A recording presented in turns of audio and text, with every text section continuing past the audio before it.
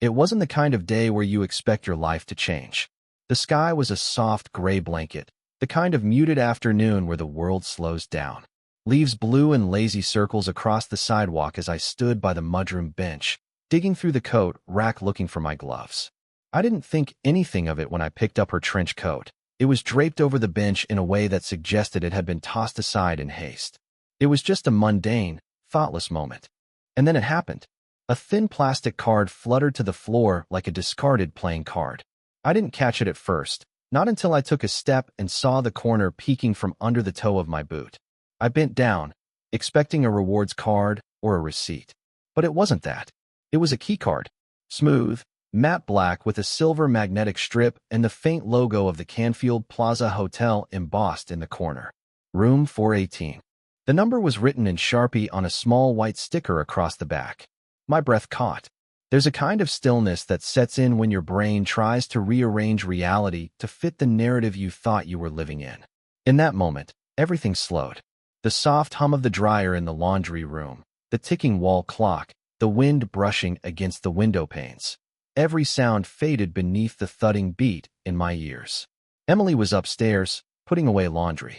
Her laughter had echoed earlier when she called out to our daughter, Claire, to stop feeding the dog from her cereal bowl. Just another domestic moment in a life I thought I understood. I stared at the keycard. Room 418. I didn't say anything right away. I slipped the card into my wallet, tucking it behind an old grocery store membership I hadn't used in years.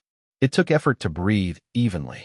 When I heard her footsteps descending the stairs, I turned back to the coat, straightened it, and resumed my search for gloves I didn't even need.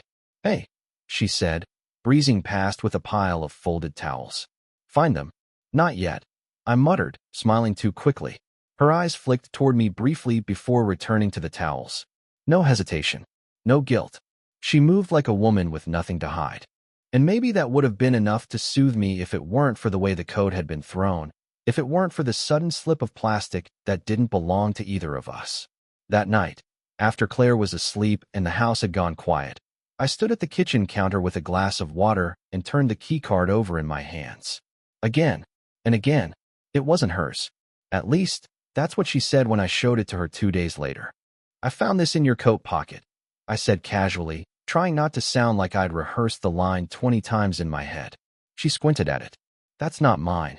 Found it in the left pocket." "Well, I have no idea how it got there." She said it plainly. Calm. Eyes locked onto mine like a challenge. Not defiant, but certain. And yet I knew. My gut knew. That night, I pulled out my laptop and began searching. The Canfield Plaza Hotel. Upscale. Downtown. Mostly for business travelers. The kind of place you booked if you wanted privacy. If you didn't want to be seen. I searched their website. Clicked Book Now. Selected room 418. It was a suite. A corner room with a king bed, deep tub, and panoramic city views. It wasn't just a room. It was a space designed for indulgence. I checked the location. 15 minutes from her office. 15 minutes from the lunch breaks that sometimes ran long. From the networking dinners she occasionally mentioned, always last minute, always vague. I stared at the photo of the room until the screen blurred. Then I took out my phone and scrolled through our shared calendar. 2 Tuesdays ago, she said she had a client meeting across town. Didn't get home until 9:30 p.m. Said it ran late, that the client was picky and hard to please. I remembered the night. I'd made grilled cheese for Claire and me, watched a movie in our pajamas. She texted twice, once at 6:40, another at 8:20. Short, distant. Said the meeting was dragging. That was the night. I clicked the hotel's customer service chat, pretending to be a guest who left something behind in room 418. Claimed to have stayed 2 Tuesdays ago. Can you tell me the name the room was booked under? The reply came quickly. I'm sorry, but for privacy reasons, we can't release guest information. I closed the tab, hands shaking. I knew it wouldn't be that easy. But I'd started something I couldn't stop. The next morning, while Emily was in the shower, I unlocked her work laptop, something I'd never done before. But I remembered her password. A combination of our wedding date and Claire's birth year. Trust was such a simple thing to crack when you knew what held it together. There was nothing in her browser history, but the hotel's website was bookmarked, buried in a folder titled Vendors and Events. A quick call to the hotel confirmed that this wasn't one of their event partners. That afternoon, I called a private investigator. By Thursday, I had a copy of her phone records. One number stood out. Repeated calls, mostly during work hours. Some at 7 a.m., others after 10 p.m. I called it from a burner phone. It rang twice. A man answered. Yeah. I hung up. That same night, while Emily and Claire were baking cookies in the kitchen, I sat in my car down the street and stared at the hotel. Tomorrow, I told myself, I'd check in. Room 418. I had to know, because it wasn't just about a card in a pocket anymore. It was about the crack that had formed in the picture frame of our life, spider-webbing across everything I thought I knew. A crack I couldn't unsee, and part of me already knew what I'd find. I booked room 418 under the name Daniel Reed, using a prepaid Visa card I bought from the gas station near my office. I told Emily I had an overnight work conference at the university, something plausible enough not to raise suspicion. I even packed a tote bag with an old leather folder and a few business casual shirts to keep up the illusion. The Canfield Plaza Hotel stood like a sleek, silent witness in the city's North District, glass and concrete shaped into discretion. The lobby hummed with the quiet professionalism of a place where people came to disappear. A concierge who didn't ask questions, a lobby bar filled with solitary men nursing drinks, and elevators that whispered closed with barely a sound. I barely remember checking in. My hands trembled just slightly as I slid the keycard through the reader. The same kind I found in Emily's coat pocket. It beeped green. The door clicked open. The suite was spotless. Overly so. Cream and navy tones, untouched bed linens, a minibar with a tight glass door, complimentary water bottles perched beside them like sentinels. A subtle fragrance lingered in the air, something citrusy, synthetic, probably sprayed minutes before I arrived. I stood in the middle of the room, listening to nothing, waiting for something. But it was just a room. I checked the drawers. Empty. Opened the closet. Clean hangers, ironed robes. Pulled open the mini fridge, just overpriced soda and liquor. Then I saw it. A faint smudge on the vanity mirror. For fingers, trailing downward like someone had leaned there recently. My throat tightened. I sat on the edge of the bed and exhaled through my nose, thinking, if she was here, would she have come alone? Probably not. Someone else would have slid their coat from her shoulders. Someone else would have unzipped her dress. Someone else would have. I stood up abruptly. My own thoughts were making my skin crawl. I scanned every inch of the room, searching for something tangible. A forgotten receipt. A perfume bottle. A strand of hair. But it was all clean. Sanitized. I pulled out the voice recorder I had tucked into my coat pocket. I placed it discreetly under the bed, snug between the box spring and frame. Then another behind the television, nestled against the power outlet. I wasn't sure what I expected to hear in the coming days. Perhaps nothing. But I had to try. Downstairs, in the hotel's restaurant, I ordered black coffee and sat near the corner where I could see the front desk. For 2 hours I watched strangers pass through the lobby. Businessmen with rolling bags. Women in heels and designer coats. Nobody I recognized. Not Emily. I left at midnight. I didn't sleep when I got home. I sat in my office, scrolling through our cloud storage, checking timestamps on her photo uploads, browsing her shared documents. I wasn't sure what I was looking for anymore. An inconsistency. A mistake. Instead, I found something else.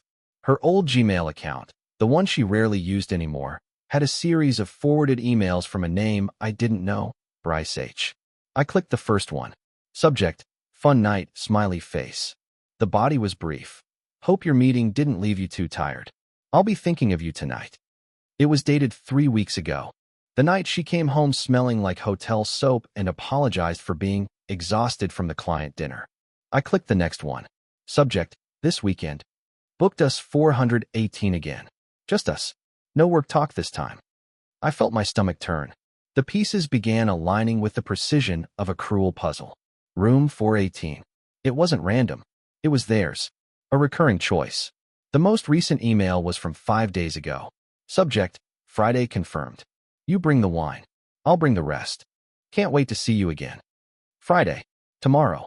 I locked my jaw so tight my teeth ached. I didn't recognize the email address, but I copied it and began searching. LinkedIn. Facebook. Nothing concrete. But the domain? It belonged to Criswell and Myers, a private equity firm downtown. Emily had mentioned them before. A new client. A big one. She'd worked on their account for months. Bryce. He wasn't just someone. He was someone important to her work. Someone she met through late meetings and contract reviews and last-minute strategy calls. Someone she lied about. I didn't confront her that night. Instead, I went upstairs, kissed Claire on the forehead as she slept, and slid into bed beside the woman I now watched from behind a glass wall of suspicion. She rolled toward me in her sleep, murmuring something I couldn't decipher. By morning, I had a plan. I called the hotel anonymously that afternoon and asked to be transferred to room 418. A man answered on the second ring. Hello. I froze. It was a voice I didn't know, measured, calm, maybe mid-30s. I didn't say anything. I just listened to him repeat hello a few more times before he hung up. He was there. That night, Emily left just after 6, claiming she had a dinner meeting with the C&M team. She wore a charcoal wrap dress she hadn't worn in months and spritzed perfume behind her knees. When I kissed her goodbye, she tasted like mint and cold determination. I watched her car turn the corner before I moved. The babysitter arrived at 6:30. I told her I had errands and would be back late. I wore black jeans, a dark sweater, and gloves, half expecting to feel like an intruder in my own unraveling life. At 7:10, I was parked across from the Canfield Plaza, engine off, lights dimmed. At 7:46, I watched her walk in. Emily, my wife. Her hair loose, her gait careful but confident. She clutched her purse with both hands and never looked back as the doorman opened the glass door. She took the elevator. I waited. By 8:15, every nerve in my body was lit. I crossed the street and walked inside, straight toward the front desk. Good evening, sir. Checking in. I shook my head. Just need a key reprinted. Room 418. My wife checked in ahead of me. I left my card upstairs. The woman hesitated. May I see ID? I think my wife has my wallet. I lied smoothly. I'm listed under Daniel Reed. She should have mentioned I'd be joining her later. She clicked through the system. Ah, yes. One moment. She slid me a duplicate key. My pulse was so loud I barely heard her wish me a pleasant evening. The hallway outside 418 felt unnaturally quiet. My breath fogged the air, though the corridor wasn't cold. I pressed my ear against the door. Nothing. I slid in the key. It clicked. When the door opened, I stepped inside, silent as shadow. The light was dim. The curtains were drawn. A bottle of red wine sat uncorked on the counter beside 2 half-filled glasses. Music played softly, something jazzy and slow. Their coats were on the armchair. Then I saw them. Her heels near the bed. A man's dress shoes beside them. A tie draped over the lamp. My feet didn't move. The door closed behind me with a soft click. And that was when she stepped out from the bathroom, wrapped in a towel, her hair wet and clinging to her neck. Emily froze. Her eyes locked with mine. Everything else, the music, the wine, the air itself, stopped moving. Behind her, I heard the muffled voice of a man. Hey, Em, did you bring? Then he saw me too. And in that moment, standing in the hotel room where my marriage came to die, I smiled. Don't stop on my account, I said, voice low. Her face went white. The towel slipped a little from her shoulder as she stared at me, her body locked in place like a photograph. Her mouth opened, then closed. Behind her, Bryce stood barefoot in his undershirt, still holding whatever he'd meant to hand her. A bottle of lotion. The mundanity of it almost made me laugh. I didn't move. I didn't need to. I wanted them to feel the discomfort. To stand there, half-dressed in their carefully chosen hideaway, like 2 actors frozen mid-scene while the audience realized the plot twist. You left your coat on the bench, I said after a long moment. Guess that's how the key slipped out. Her eyes finally blinked.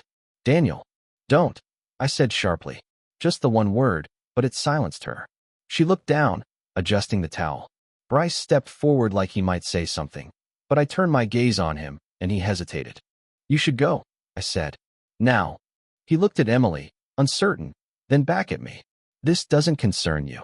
Bryce, Emily hissed. Go, please. He grabbed his coat, shoes, and phone and disappeared into the hall, the door clicking shut behind him. We both stood still, like strangers left in the rubble of someone else's storm. She broke first. What are you doing here? Her voice was barely above a whisper. Watching everything fall apart. What are you doing here? She swallowed hard. It's not what you think. Then explain it, I said, stepping closer. Because from where I'm standing, it looks exactly like what I think. Her shoulders dropped. I didn't plan for this to happen. It just did. I let out a short laugh, sharp and hollow. That's the best you've got. She sat down on the edge of the bed, still clinging to the towel. I didn't come here to hurt you. But you did. Repeatedly. She looked up, eyes glassy. I thought I could keep my lives separate. That's the part one can't get past, I said quietly. The compartmentalization. The calm. You made breakfast with me and Claire while lying about where you'd be that night. You smiled. You joked. You looked me in the eyes and lied without flinching. I didn't want to lose you, she said. But I was already losing myself. The weight of her words didn't land. Not because they weren't heavy, but because I couldn't feel anything through the numbness. I turned, opened the minibar, and poured myself a drink. Scotch. She always said she hated the smell. Did you love him? I don't know. That's a yes. She flinched. It wasn't about love. It was about feeling like someone saw me, wanted me. And I didn't. She shook her head quickly. No, it's not that. You're always steady, always responsible. You've been good to me, but I started feeling like I was invisible, like I was a passenger in my own life. So your solution was to create another one? I set the glass down. You built an entire second life out of stolen hours, hotel suites, burner phones, and lies. How long did it go on? Her silence was all the answer I needed. I reached into my coat and pulled out the second phone, the one I'd cloned and returned. Her eyes widened when she saw it. You went through my things? I raised an eyebrow. You don't get to be indignant. She looked away, the shame finally cracking through her composure. I found the emails, I said. The texts. The voice memos. You told him you loved how he held you. You sent him photos. Videos. You said you felt alive with him. Her mouth opened again, but no words came. I kept going. I know about the reservations. The excuses. The nights you came home smelling like hotel soap and told me you were at work. I know about the weekend in Charleston. The one you said was for your college roommate's bridal shower? Her face drained of color. I tracked your GPS. You never left the city. I'm sorry, she whispered. No, I said coldly. You're sorry you got caught. The silence between us thickened, and for a long moment, all I could hear was the muffled hum of the hallway outside. I never stopped loving you, she said finally, even through all of it. I looked at her, trying to summon something. Anger, hatred, heartbreak. But all I felt was the empty echo of a life I thought we shared. I need to know something, I said. She looked up. Was Claire ever at risk of seeing him? Did he come near our home? Our daughter? No, never. I swear. I was careful. I nodded. More careful than I ever gave you credit for. I didn't bring this into our house. Except you did, I said. When you lied in front of her. When you used me as an alibi. When you let her kiss you goodnight after you'd been with someone else. She broke then. A sob she tried to stifle. I didn't move. This wasn't a mistake, I continued. A mistake is a slip, a bad decision. This was a campaign. Planned. Hidden. Protected. What are you going to do? She asked, barely audible. I haven't decided, I said. But I've already started. I took out the envelope I'd prepared. Photos. Emails. A printed log of her second phone's messages. All of it. I placed it gently on the bed beside her. That's for your lawyer. When you get one. Her eyes widened. You're filing? Not yet, I said. I want to hear what you say when you tell Claire why you're moving out. She gasped. No, don't involve her. Please. She deserves to know the truth. Or at least the version that doesn't crush her. Tears spilled down her face. Where am I supposed to go? Anywhere but home. I have nowhere. Bryce has a suite. Her face contorted with something between anguish and guilt. I never wanted to lose everything, she whispered. You didn't, I said. You gave it away. I walked toward the door. My hand on the handle, I paused. She idolizes you, I said without turning around. She copies your laugh. She wears your old sweaters around the house. When you're not home, she counts the minutes until you are. I looked back. Don't make me tell her who you really are. Then I stepped into the hallway and let the door close behind me. The house felt wrong without her. It was too quiet, too neat. No faint scent of her perfume lingering in the hallway. No soft humming while she folded laundry. No mugs half forgotten near the couch. Just Claire and me, circling each other like satellites trying to maintain a normal orbit around a missing planet. She left the next day. There was no scene. No begging or pleading. Just a suitcase by the door, packed in silence. and a final moment by the threshold where our daughter's eyes darted from her mother's face to mine and back again. "Where are you going, Mommy?" Emily crouched down, brushed a loose strand from Claire's cheek. "Just staying with a friend for a few days, sweetheart." Claire didn't cry.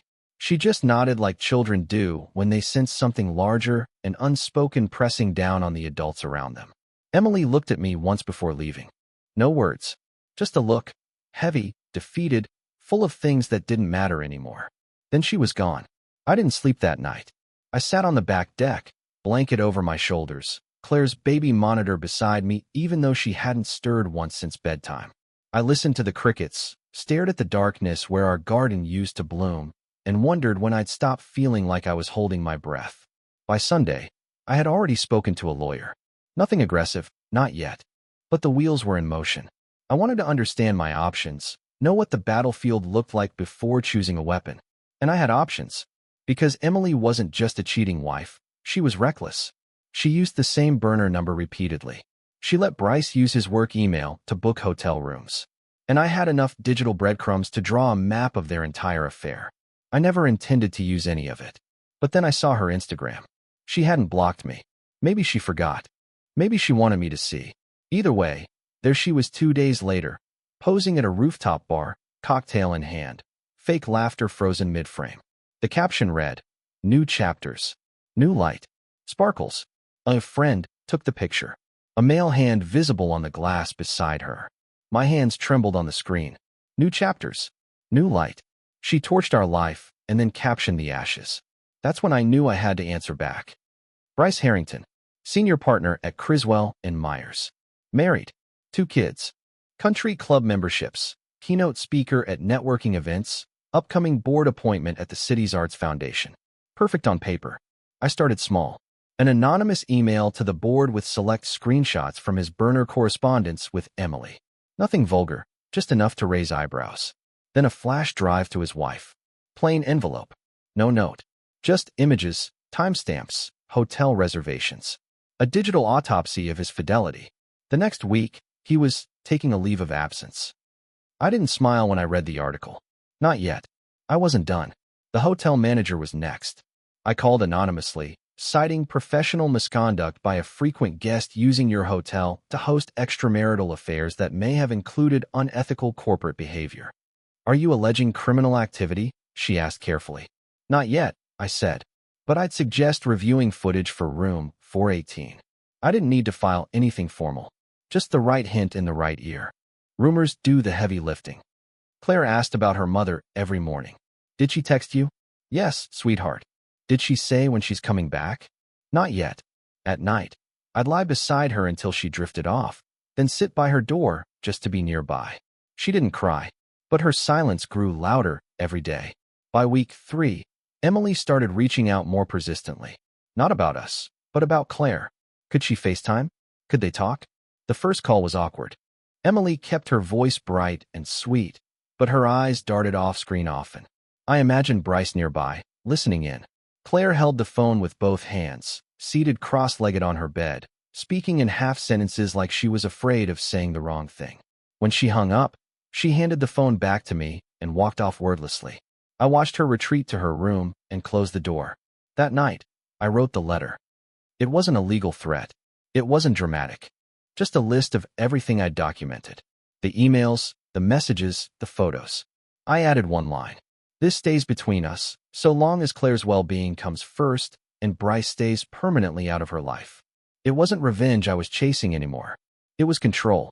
A way to salvage dignity from the wreckage. She didn't respond. But she didn't post another photo either. Then came the unexpected twist. Monday morning, I picked up a call from an unknown number. The voice on the other end was firm, composed. "Mr. Walker, this is Lydia Harrington." I stood completely still. "I received a package," she continued, "with information about my husband and your wife." I said nothing. "I'm not calling to scream at you. I'm not even angry at you. I just wanted to say, thank you." I blinked. "You probably saved me another 5 years of living with a lie," she said. I let the silence stretch, not knowing what to say. She continued, "If it helps, I've already spoken to my attorney. Bryce and I are separating. My children know everything. I'm not protecting him."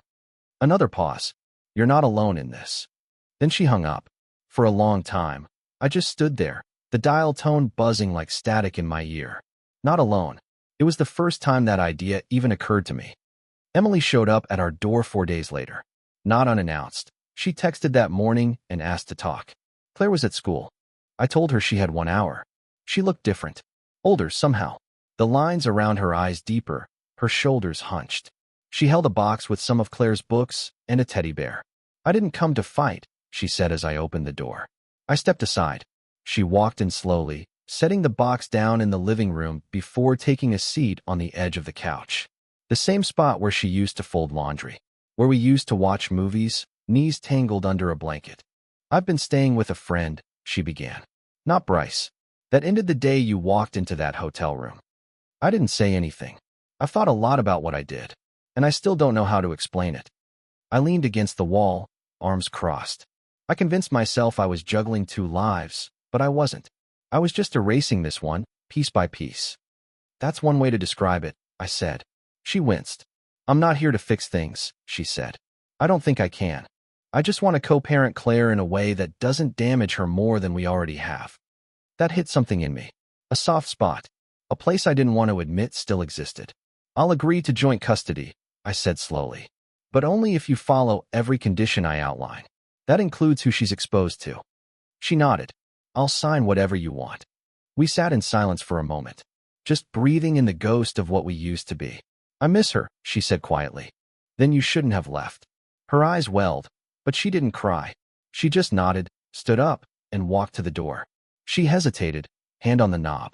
Do you think we'll ever be okay? I stared at her. You burned down the house, I said. You don't get to ask about the blueprint. She opened the door. And then, just like that, she was gone again. Spring came early that year. By April, the dogwood trees along our street had bloomed, casting soft white petals across sidewalks like confetti from a celebration I didn't remember attending. The sun lingered longer each day, and Claire asked questions less frequently about when Mommy was coming back. Children are resilient. But resilience, I've learned, is not the same as healing. It's just surviving while the wounds close slowly, beneath layers of distraction. Emily and I had split the custody schedule in 2-week blocks, enough time for Claire to settle into each house without the constant shuffle. Her small suitcase lived at the foot of her bed, always half-packed, always ready. At my house, she had her soft pink comforter, her drawings taped to the fridge, and a father who now noticed every sigh, every hesitation, every flicker of discomfort. I became an expert in bedtime questions. At Emily's, she had the same, but filtered through someone trying to piece together a version of motherhood that could withstand what came before. I didn't ask what Emily told her. I gave her space to define her story. But Claire never asked again why the house had 2 homes now. I think she already understood more than either of us could admit. We were not the first family to fracture, but it didn't make the breaking any quieter. I stayed away from Emily's world. No emails, no casual check-ins. The only conversations we had were short, polite, logistical. Her voice had changed. It used to lift at the end of a sentence like a kite catching wind. Now it was flatter, anchored. Sometimes I wondered if she had planned to call me someday, just to apologize. A real one. Not the shocked, cornered, half-sobbed whisper in room 418. A truthful one. But I knew better. People don't always circle back to clean up the wreckage they caused. Sometimes they just keep walking. Then, one day in May, a white envelope arrived at my office, no return address. I opened it expecting a bill or some legal form I'd forgotten to sign. Inside was a single page. I watched you walk into that hotel room and expected you to break. To rage. To hit. To scream. But you didn't. You held the moment in your hand and made me feel small, not because you shouted, but because you didn't need to. You showed me who I really was by standing still while my mask fell off. I don't deserve your forgiveness, but I want to thank you for not becoming someone ugly in response to what I did. I expected fire. You gave me a mirror. Whatever life you rebuild now, I hope it's better than the one I destroyed. It wasn't signed, but I didn't need a signature. The letter sat in my desk drawer for days. I didn't reread it. I didn't show it to anyone. I simply kept it. Proof that somewhere inside her, even buried deep, was acknowledgement. That was enough. By June, I'd started therapy. Not because I thought I was broken, but because I didn't want to become the kind of man who pretended this hadn't happened. I didn't want my daughter growing up with a father who carried invisible bags of resentment wherever he went. My therapist, a soft-spoken woman named Carla, asked once, "What are you most afraid of now?" I didn't hesitate. That I'll never trust anyone again. That I'll never want to. She nodded. "You don't have to want it now. Just believe that it's possible." Belief. The last currency I had left. The revenge? That part was over. Bryce had resigned from Criswell and Myers. Rumor had it he tried launching a consultancy, but word spread fast in our circles.